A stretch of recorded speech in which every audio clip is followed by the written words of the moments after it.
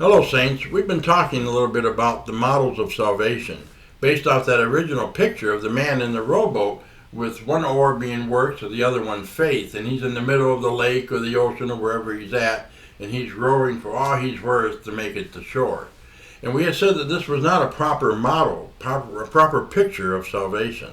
And so we begin talking a little bit about that. Some of the background to that we saw in Romans 4, we saw in Luke 15, we see again in John 15.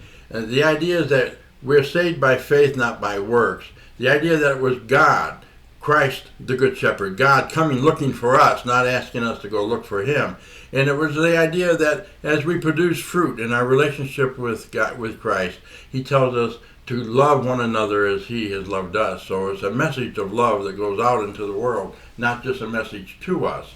And in this circle of understanding how God is working to save us, we have various models of salvation that have been developed over the years.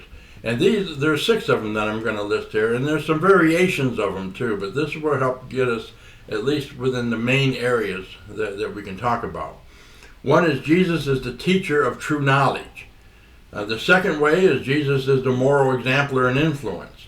The third is Jesus as the victorious champion and liberator. 4 is Jesus as our satisfaction.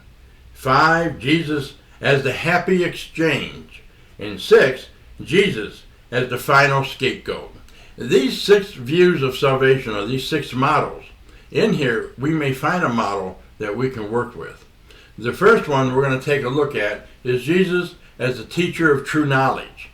Now, back in the middle to late 2nd century, a Greek form mixed with Christianity arose known as gnosticism. It comes from the Greek word gnosis, which means to know or have knowledge. And it's based on the idea that they see the world very differently.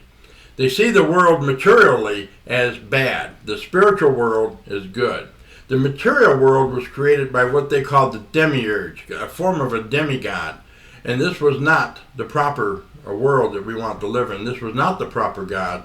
This is the God of the Old Testament, who was hard and judgmental. And what we see is Jesus coming, being sent by the more supreme God in order to bring knowledge to us.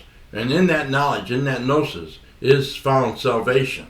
And the salvation is not for a material world, but for that spiritual world. Now, this, of course, had died out many centuries ago, but even today, we can still find pockets of Gnosticism that exist.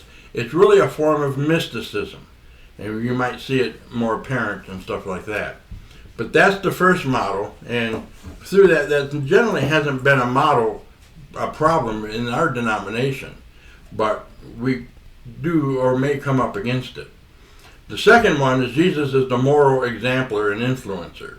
This is probably more within something a lot of us might resonate with, that Jesus is our example. He did it, so now you go do it. And that's the pathway to salvation. This is not really the pathway we want to look at.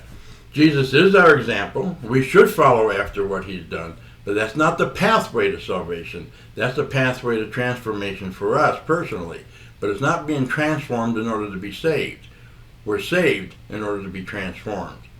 This really has a better connection with a theory that goes all the way back to Augustine, fine-tuned by Abelard in the 12th century. It's called the moral influence theory, where Christ really wasn't necessarily His death that paid our sins, but by His death as a victim, by His perfect life that He lived, these things influence us and should draw us to Him. That's the moral influence. And by coming to Him like that, we live Him as our example. We live and pattern our lives based on that. And that brings us salvation, according to the moral influence. Again, this is not the proper venue that we should be addressing for salvation. It is true that Christ is our example. We are to follow after Him. But again, that's not salvation. We're looking for the model of what saves us. And so next week we'll pick that up as we begin to discuss Jesus as the victorious champion and liberator. Blessings.